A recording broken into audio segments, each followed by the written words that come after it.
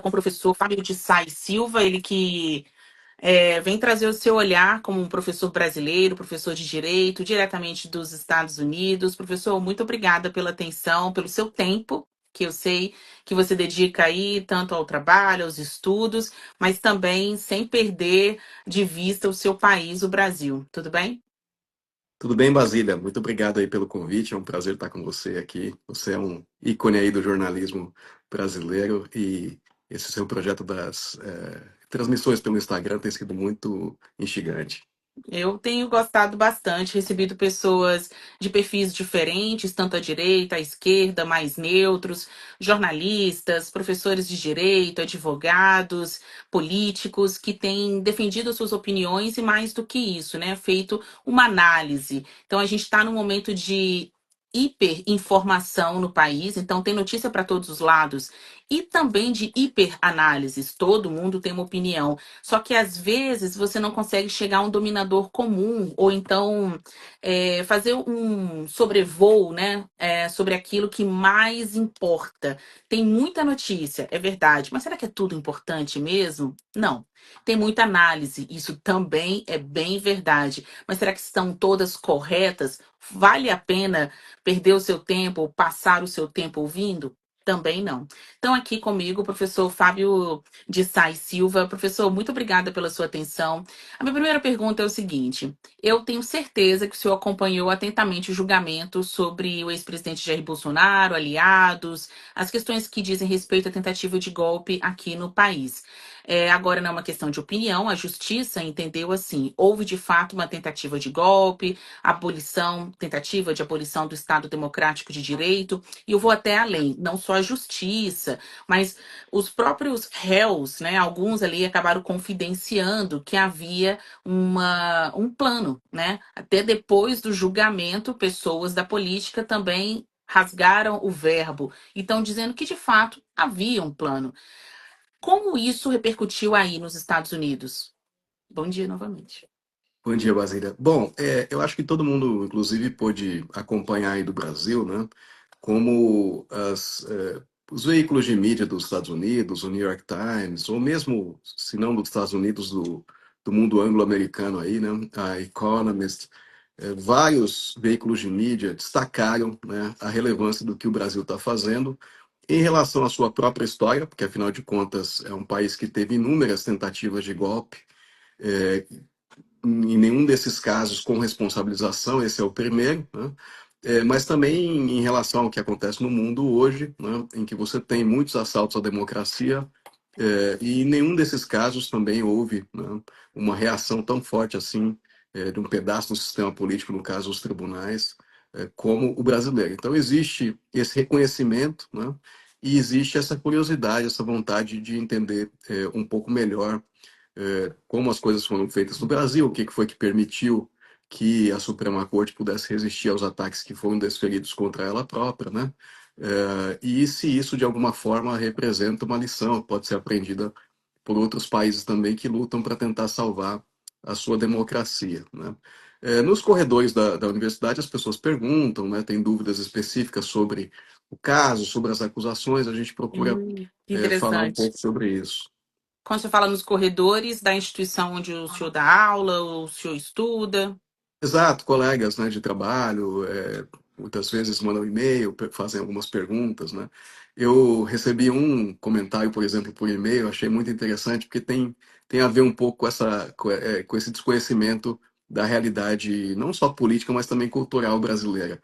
Mas eu recebi uma pergunta sobre as comemorações que estavam acontecendo nas ruas, né? Correram, acho que alguns vídeos aí de as pessoas fazendo festas, né? Parecia um carnaval em alguns lugares do Isso. país. E aí, enfim, algumas pessoas com dúvida, né? Achando, né? Mas como é que funciona isso? Você acha que isso é adequado, né? E eu disse que, na verdade, eu pelo menos li essas manifestações como manifestações que indicam uma normalidade, né? Porque existia muita dúvida sobre se o Supremo ia ser capaz de emitir uma sentença, sobre se os militares não iam intervir de alguma forma ou reagir, né? A gente sabe que há também hoje ameaças externas ao Brasil em relação, inclusive sanções, né, do próprio governo americano. Então, quer dizer, o Supremo vai levar isso até o final? E, de fato, o Supremo levou e no dia seguinte as pessoas estavam nas ruas normalmente, né? Achei que isso foi uma nota de normalidade da realidade brasileira, que, como você disse também, Basília, as próprias lideranças políticas, né, hoje têm falado com naturalidade sobre o que aconteceu e reconhecido, né, que a sentença é válida e que, de fato, nós tínhamos ali alguns indicadores, né, de que, e muitas provas, na verdade, de que se tentou dar um golpe no país. Impossível não traçar um paralelo entre o que aconteceu aqui no Brasil em 23, com a invasão dos principais prédios do poder, Congresso Nacional, Palácio do Planalto e principalmente o Supremo Tribunal Federal. Essa nota eu sempre destaco nas análises, nos comentários, porque dentre os três prédios, o STF foi o mais arrasado, né, foi mais quebrado, era perceptível que os ataques, literalmente, né, de quebra-quebra, destruição, eles foram mais violentos. No caso do STF, analise, vendo como que eles quebraram ou como eles invadiram os outros prédios públicos e como era mais forte, né, intensa a briga, a discórdia ali, né? Pelo menos nas imagens a gente viu muitos vídeos foram gravados pelos próprios criminosos, né? As próprias pessoas produziram provas contra si. Então, os ataques ao STF foram mais ferozes até mesmo do que em relação ao Congresso e o Palácio do Planalto. E é impossível não traçar um paralelo com o que aconteceu nos Estados Unidos, mas aí levando em consideração o parlamento, que foi a invasão do Capitólio. Quando os senhores aí brasileiros sentam para conversar com pessoas interessadas na política do país, né, americanos ou de outras nacionalidades interessadas na política aqui do Brasil, é feita essa comparação entre o que aconteceu com Bolsonaro e o que não aconteceu com Donald Trump, lembrando que o Capitólio foi invadido por apoiadores de Trump, né, naquela derrota da campanha trumpista para o presidente, então o presidente Joe Biden. Então, dando um salto, né, no tempo, olha o que aconteceu no Brasil. Alguns levantam essa possibilidade, e se tivesse acontecido aqui nos Estados Unidos? Sim, os próprios jornais, né, esses veículos que eu mencionei, eles traçam esses paralelos, né? São dois países que divergiram bastante na forma como reagiram em relação a esses dois incidentes, né? Eu destaquei até numa entrevista recente para o Globo, né, que tem algumas diferenças entre os próprios sistemas jurídicos dos países que explicam um pouco isso, né? No caso brasileiro, se a gente for pegar o que aconteceu desde a Constituição de 88, o judiciário, o Ministério Público, eles foram ganhando um poder crescente na capacidade de controlar os mandatários, né? Nós tivemos julgamentos do ex-presidente Collor, né? Que ao final foi absolvido, já tinha sofrido impeachment, mas ainda assim foi julgado pelo STF, né? Depois tivemos julgamentos do presidente Lula, tivemos, né, essa ampliação do poder dos órgãos de justiça na possibilidade de controlar os mandatários.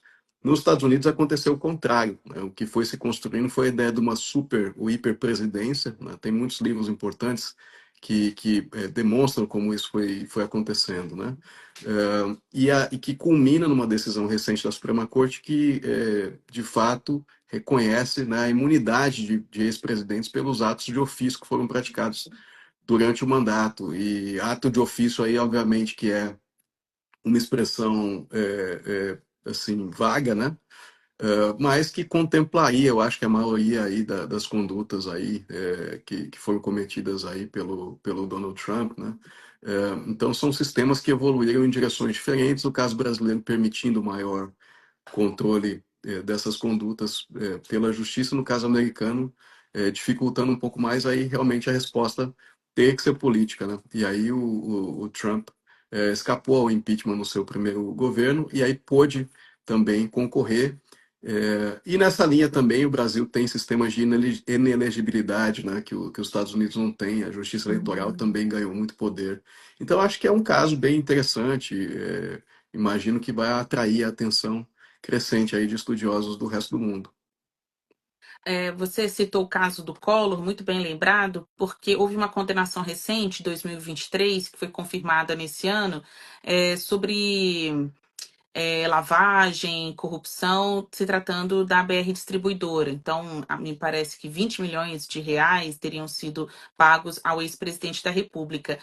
Por isso, ele foi punido e segue em prisão domiciliar. Mas lá atrás, em relação aos possíveis crimes cometidos quando o presidente da República, e por isso levaram ao seu processo de impeachment, por isso ele foi absolvido. Muito bem lembrado, porque teve até o julgamento mais recente nesse caso, se eu não me engano, ele é de 2014 no STF, desses casos relacionados à presidência do Collor, e entre as razões que levaram à absolvição está a prescrição dos crimes. Porque tem isso, né, de pessoas em alto escalão, em altos cargos da esfera pública que acabam sendo não punidos porque demora o processo. Leva muito tempo para você juntar as peças. Quando a denúncia é feita, quando a investigação é concluída e a denúncia é feita,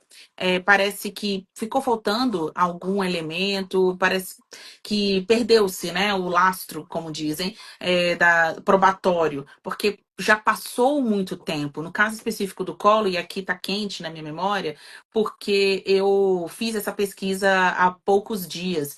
E uma das razões da não condenação dele, além da prescrição dos crimes, é que a justiça compreendeu que a denúncia foi mal formulada. Então, mas foi tão forte a questão política que ele teve que pedir deposição. Ele renunciou ao cargo para não ser, de fato, impeachmentado. Mas, juridicamente falando, as coisas se perderam, né? Parece uma nuvem, assim, que fatos que têm tanta relevância na política, quando chegam na justiça, se dissipam. Então, daí mais um fator de importância para esse julgamento que a gente viu no STF. Condenação de um ex-presidente, condenação de generais, tratar do crime, da tentativa de golpe, mas, de fato, uma decisão, né? Uma resposta do Estado ao cometimento desses crimes, porque, em via de regra, as coisas se perdem com o tempo, se perdem no caminho. No caso dos Estados Unidos, professor, não teria como voltar. Teria como os processos relacionados ao Capitólio ganharem novo fôlego, ou realmente eles foram arquivados, ou não foram para frente? O que que aconteceu na prática, você lembra? Não, com a eleição do Trump, alguns processos que estavam em andamento foram suspensos, né? Isso. Mas depois da eleição também o presidente Trump concedeu vários perdões judiciais, né? Isso também, eu diria que se situa entre essas diferenças que eu mencionava, porque os perdões judiciais nos Estados Unidos eles realmente têm sido entendidos como inquestionáveis pela justiça, né?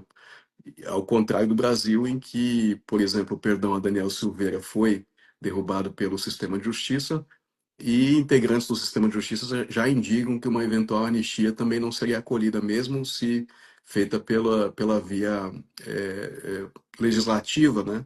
Em função da natureza dos crimes, crimes contra o Estado Democrático de Direito. Então, eu acho que realmente são dois sistemas que vão caminhando em direções completamente diferentes, né? E também com resultados diferentes.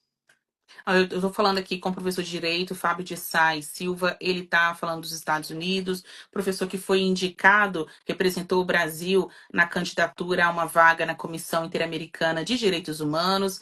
Não custa falar um pouco mais sobre o seu currículo, que é extenso, daí a importância dessa entrevista e também da sua candidatura, que foi no início do ano, e esperamos que numa próxima vaga a gente ganhe, né? Professor, pesquisador, tem atuação no IPEA, na Universidade de Oklahoma, no Centro de Profissões Jurídicas da Faculdade de Direito de Harvard.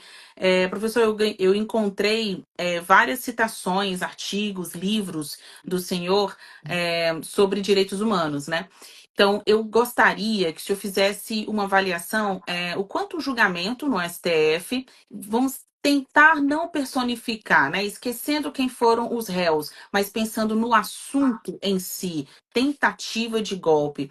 O quanto esse julgamento pode impulsionar outros casos que estão parados aqui na justiça brasileira. Vou citar um exemplo, até para ouvir a sua opinião. Existem questões ainda relacionadas à lei da anistia, existem casos de militares na época da ditadura militar que seguem vivos, ainda respondendo pelo sequestro, desaparecimento e, claro, morte, já que os corpos não foram localizados, de agentes da guerrilha, de pessoas que eram contra o regime militar na década de 60, 70. O que pode acontecer para fins de direitos humanos, o avanço no Brasil, aqui eu falo avanço evolutivo mesmo, desses julgamentos que dizem respeito a regime militar e o cumprimento dos direitos humanos? Bom, Basília, é muito bom você ter levantado essa Esse questão, assunto é porque ótimo, né? não, e até porque, de fato, essa é uma área em que o Brasil não conseguiu, né, prestar suas contas inteiramente ao próprio sistema interamericano, né? A Corte Interamericana de Direitos Humanos, né, não só em relação ao Brasil, mas também em outros países aí da América do Sul, né, ela realmente compreendeu que a autoanistia, por exemplo, como a que foi dada em 1979, né, ela contraria a Convenção Americana de Direitos Humanos e demandou que o Brasil fizesse uma revisão, né, do escopo dessa lei, né, de modo em que não se perpetuasse a impunidade daquelas pessoas que realmente cometeram crimes, né, violando a própria lei do regime, porque a lei do regime militar ela não dizia que se podia torturar, né? As pessoas que cometeram os atos de tortura, elas realmente violaram, inclusive, as leis do regime militar, né? E o sistema interamericano já apreciou esses casos, já indicou aí a necessidade do Brasil fazer uma revisão. Nós tivemos uma oportunidade para isso, que foi um julgamento da recepção ou não da lei da anistia pela Constituição de 88, no âmbito do STF, né? Em que o STF acabou ali por uma maioria entendendo que a lei de anistia estava recebida, teve um voto ali bastante lembrado do ex-ministro Eros Grau, né, em que ele disse que é importante virar a página, alguma coisa dessa natureza.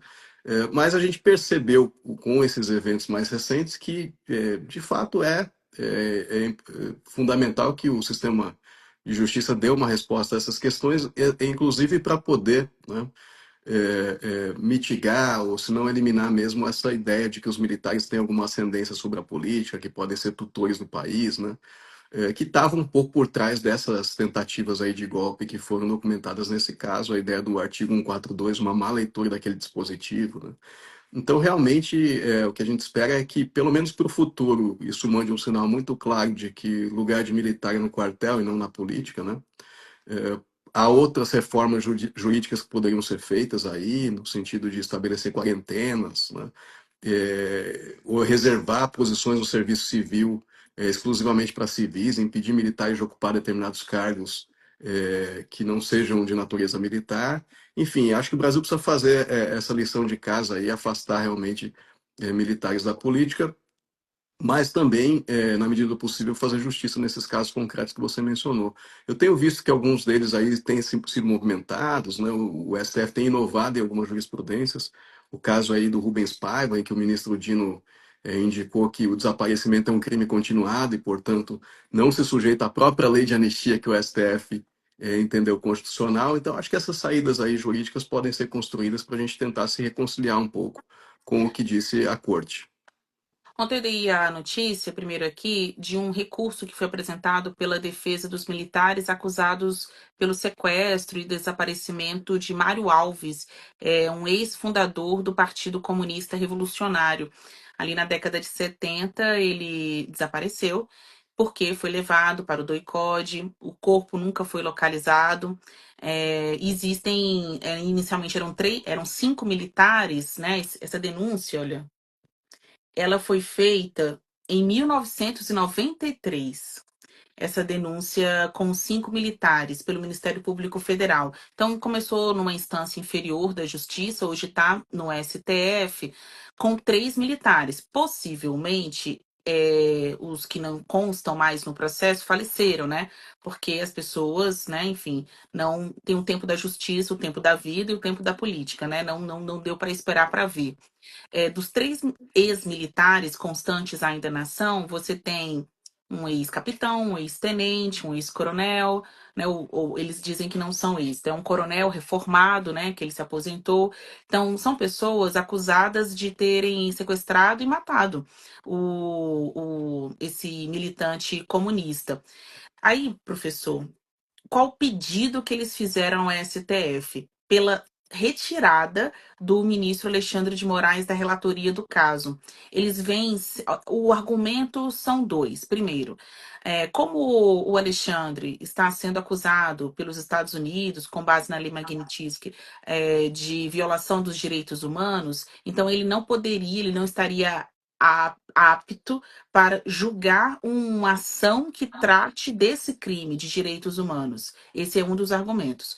O outro argumento é que, como o Alexandre, como relator da ação do 8 de janeiro, votou pela condenação de militares pela tentativa de golpe, ele estaria envolvido pessoalmente nestes assuntos, num tipo de impasse contra militares, e isso também o tornaria suspeito para relatar um processo contra militares. Então, são esses dois argumentos.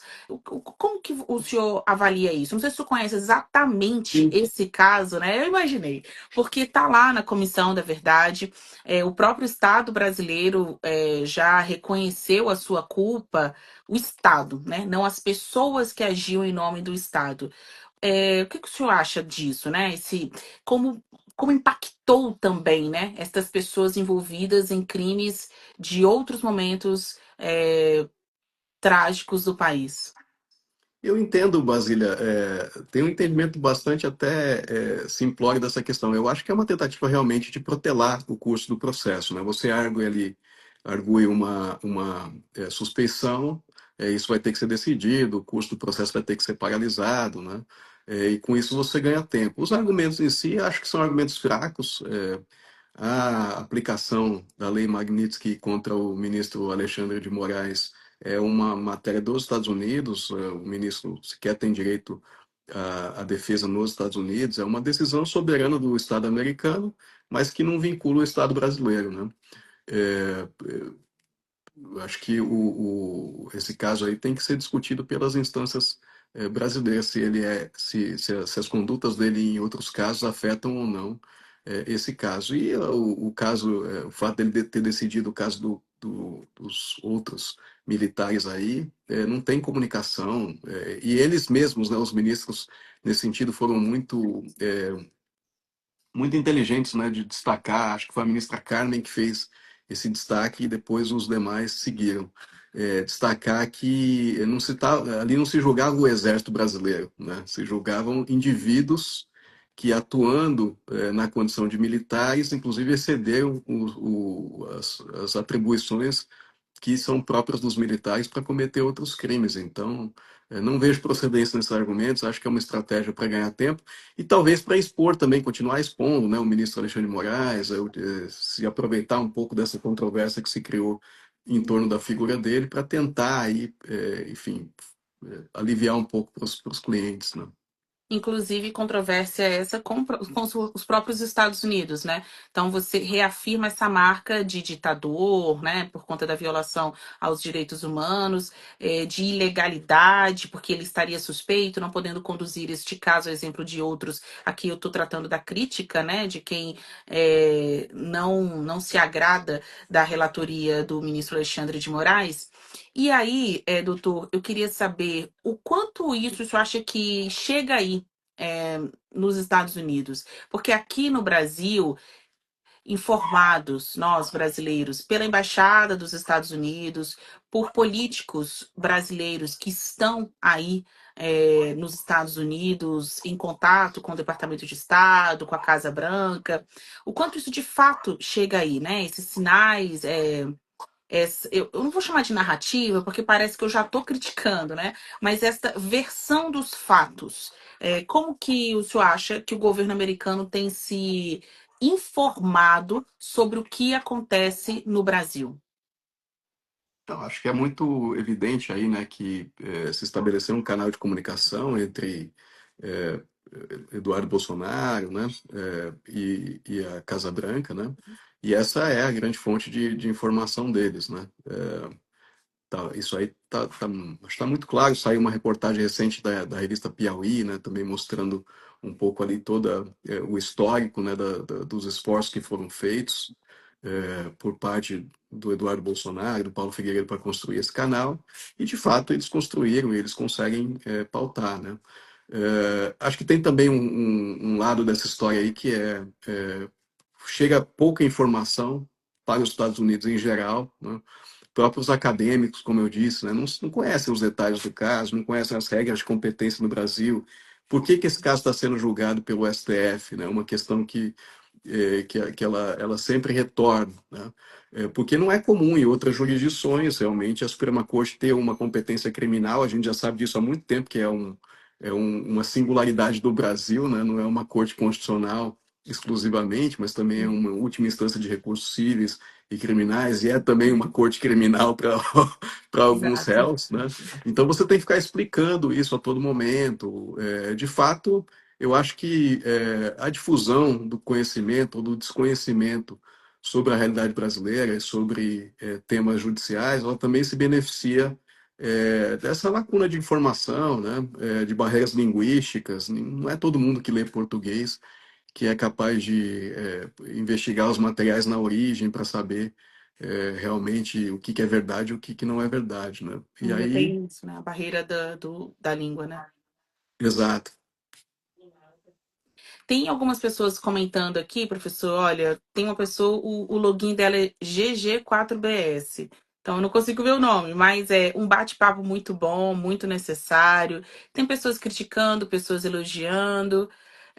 Alguém disse aqui que pena que parou o vídeo, então teve algum momento de interrupção aqui, mas imagino que tenha tocado em frente. A Carol Militão fala conteúdo valioso, né, dessa transmissão da conversa que nós estamos tendo. O César Santana, que é contrário ao seu ponto de vista, diz tentativa de golpe, uma farsa sem precedentes, anistia já, e coloca várias bandeiras do Brasil. Teve mais um comentário aqui que eu achei bacana. A Tânia Sanches, Basília, potência, inteligente, conhecedora, amo. Eu compartilho aqui os elogios também, né? Divido também os elogios também para o senhor, Fábio. Bandeira, né? Eu lhe disse aí que tem mais elogios ou mais pessoas interessadas no conteúdo do que críticas nesses breves comentários que eu li aqui. Mas vamos à crítica, né? O comentário da pessoa que está criticando traz várias bandeiras do Brasil. Há algumas semanas, no dia 7 de setembro, no dia da independência do Brasil, algumas pessoas foram às ruas para expor a bandeira americana e não a bandeira brasileira. O senhor assistiu daí, o senhor estava aqui, os seus colegas, como o senhor me disse, que lhe param no corredor, que perguntam o alcance desse julgamento, o que está acontecendo no Brasil, imagino que seja uma pergunta que você escute muito por aí. O que eles acharam também da bandeira dos Estados Unidos flamulando ali, né, sendo a mais importante em plena Avenida Paulista? Como eu disse, os jornais, tudo isso já estão documentando bastante, né? Essa, enfim, essa relação entre Brasil e Estados Unidos é, né, por esse lado, com a inscrição aí do Alexandre de Moraes na Magnitsky, tá todo mundo acompanhando bem isso e eu acho que desse sentido entendem que né, existe aí é, esse vínculo, né, entre segmentos políticos brasileiros, segmentos políticos americanos, que se traduz nessa bandeira. Mas a relação entre Brasil e Estados Unidos ela é complexa, como também são os demais países. Né? Se Sim. você for olhar, por exemplo, ontem, o deputado Greg Meeks apresentou na Câmara aqui dos Deputados nos Estados Unidos um projeto de resolução para interromper a cobrança de tarifas em relação ao Brasil, né? Que foram fixadas em 50%, justamente sob o argumento de que o Brasil tem violado direitos do Jair Bolsonaro, né? E esse projeto de resolução ele acabou não passando, mas não passou por 2 votos apenas, né? Inclusive com alguns republicanos votando a favor do projeto de resolução desse deputado democrata, né? Então as relações são mais complexas e há diálogo entre setores né, mais à direita, mas também diálogo entre setores mais à esquerda do Brasil e dos Estados Unidos. Eu acho que a coisa vai continuar caminhando dessa maneira. Existe alguma expectativa para acessar a tarifação de 50% dos Estados Unidos sobre o Brasil? Essa questão da tarifa, eu acho que ela não vou dizer que ela inviabiliza qualquer coisa, né? Mas, de fato, ela encarece muitos bens e serviços nos Estados Unidos, as tarifas que têm sido aplicadas contra diversos países, e todo mundo que olhou para isso entende que é uma estratégia temporária, né? Do Donald Trump para fazer algumas negociações, para tentar obter algumas Temporário, concessões, né? mas que o país não pode conviver aplicando, né, ou pelo menos assim, não vai manter os mesmos níveis de bem-estar para a sua população se ele aplicar tarifas nessa magnitude, né, contra todo o mundo, né?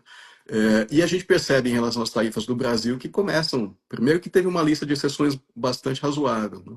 Depois que algumas outras áreas começaram a entrar também em exceções. Conforme os lobbies vão operando, os empresários vão chegando na Casa Branca e dizendo, olha, tudo bem que você não gosta do Bolsonaro, mas você vai quebrar uma fábrica, né, aqui num estado importante para o Partido Republicano, se a gente não puder importar tal matéria-prima do Brasil, né?